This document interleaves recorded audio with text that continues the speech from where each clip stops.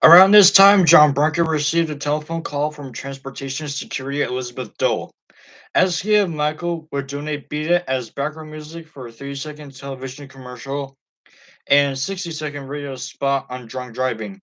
When John represented the idea to Michael, his reaction was swift. "That's tacky," he said. "I can't do that." John told Michael he would call Elizabeth Dole and tell her that they were not interested. However, Michael then got an idea. "You know what?" he mused. "If I can get some kind of an award from the White House, then I'll give them the song. How about that?" he said, now excited. "See what you can negotiate with them, Branca." "What do you want?" asked John, bemused. "Well," Michael said, like a kid coming up with a wish list, "I want to go to the White House. I want to be on the stage with the President, Ronald Reagan, and get an award for him. And I sure want to meet Nancy, First Lady Nancy Reagan. The whole works. Why not? You think you could do that, Branca? Can you get me an award from the President?" John laughed. "Well, I can sure try." The next day, John Branca went to work on the idea.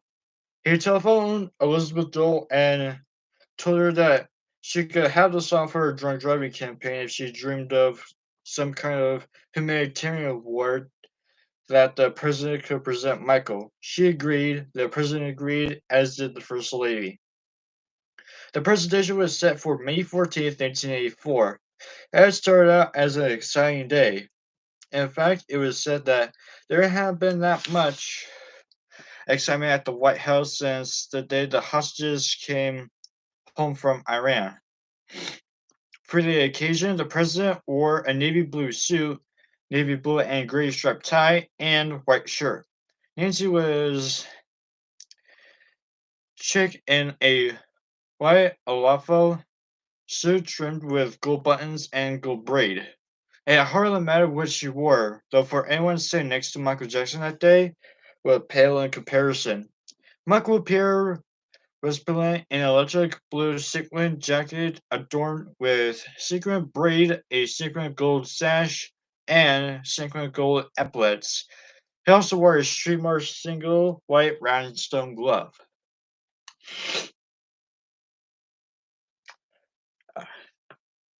Hundreds of White House officials and secretaries, many of them clutching cameras, gathered on the sun-speckled lawn to catch a glimpse of Michael. More than 100 yards back from the stage, the White House fence was lined solidly with fans, many wearing a single white glove, the one Michael sported. 2,000 people cheered as Ronald Reagan stepped onto a stage on the White House South Lawn with Nancy and Michael. "Well, isn't this a thriller?" he said. "We haven't seen this many people since we left China. And just think, you all came to see me." As Michael, the president, and the first lady walked to the Oval Office, one middle-aged White House office worker standing across from the Rose Garden shrieked, "I saw his foot! I saw his foot!" A special metal detector was constructed in the Jacqueline Kennedy Garden to screen Michael and his entourage of 8 security men: Frank DeLeo, John Breca, and publicist Norman Winter. There was also a young man with Michael, a person no one seemed to know except for Michael. He was dark, in his early 20s, and good looking. DeLeo, Breca, and Winter were perplexed as to who this person was. Michael was asked to know how the man should be identified to the press. He said, "He's a close friend of mine. I don't care what you tell people. It's no one's business." Norman Winter was has must have known that the presence of this mysterious friend would raise some eyebrows. In order to protect Michael from controversy, he identified the man as a Secret Service agent. Once at the podium, the president noted that Michael was proof of what a person could accomplish through a lifestyle free of alcohol or drug abuse. People young and old respect that. If Americans follow his example, then we can face up with the problem of drinking and driving, and we can, in Michael's words, beat it. After the president handed him a plaque, the only words Michael nervously spoke or whispered rather were, "I'm very, very honored. Thank you very much, Mr. President." A pause. "Oh, and Mrs. Reagan, too."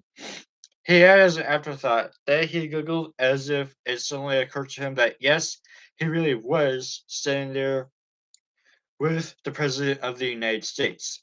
Six news photographers covering the event each wore a white glove on one hand as they shot pictures of the Reagans and Jackson. The whole event took about 9 minutes. Afterward, nine police motorcycles and several vans and mounted police escorted Michael from the White House. But before they leave, the entourage was given a special tour of the White House.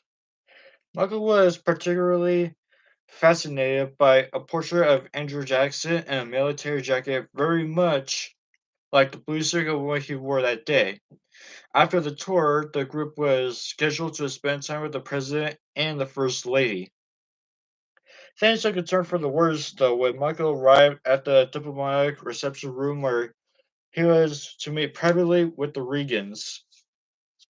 He had been told that only a few children of staff members would be present. Instead, there were about 75 adults. Michael put one foot into the reception room, took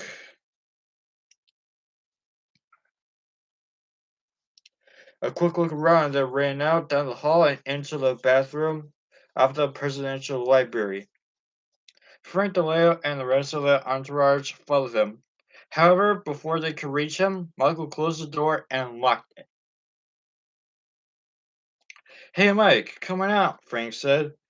"No, they said there will be kids, but those weren't kids," Michael shouted back.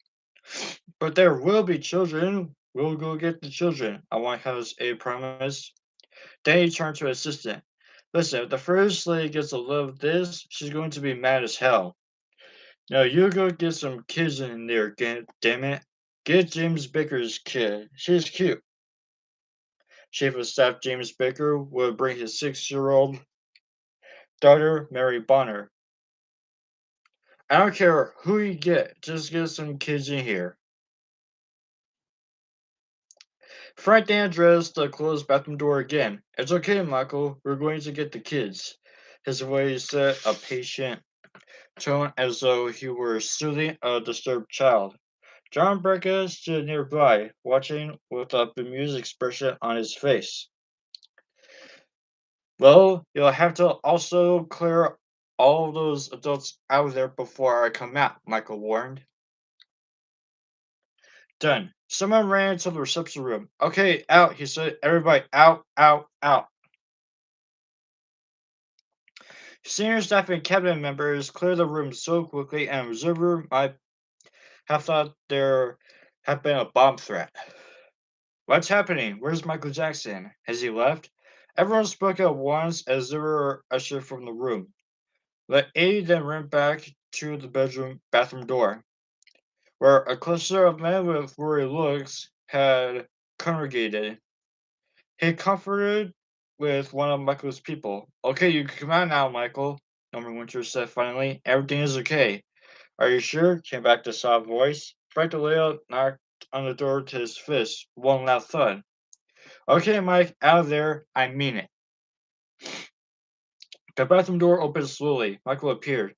He looked around, slightly embarrassed. Frank put his arm around him. "I'm sorry," Michael told him, "but I was told there won't be so many people." Michael was then ushered back into the reception room, where awaiting him were just a few officials and their children. Elizabeth Dole was the first to approach Michael. She handed him a copy of Thriller and asked him to sign the record jacket. Then Ronald and Nancy Reagan arrived and led Michael into the Roosevelt room to meet some other aides and their families. Nancy Reagan whispered to one of Michael's staff, I've heard that he wants to look like that singer Diana Ross, but really, look at him close, he's so much prettier than she is. Don't you agree? I mean, I just don't think she's that attractive, but he certainly is. The first lady waited for a response. There was none. I just wish he could take off his sunglasses, she said. Tell me, has he had many surgery on his nose, on his eyes? The aide shrugged. He knew better than to discuss Michael's private life, even with the president's wife. She studied Michael closely as she spoke to her husband on the other side of the room. Certainly his nose has been done. She observed, her tone hushed. More than once, I say, I wonder about his cheekbones, though. Is that makeup, or has he had them done too? By this time, the first lady didn't act as if she actually expected an answer, but the aide shrugged again anyway. It's also peculiar, really, Nancy observed as Ronald Reagan shook Michael's hand. A boy who looks just like a girl, who whispers when he speaks, wears a glove on one hand and sunglasses all the time. I just don't know what to make of it. She shook her head in dismay as if at a loss for words. Finally, the Jackson employee broke his silence.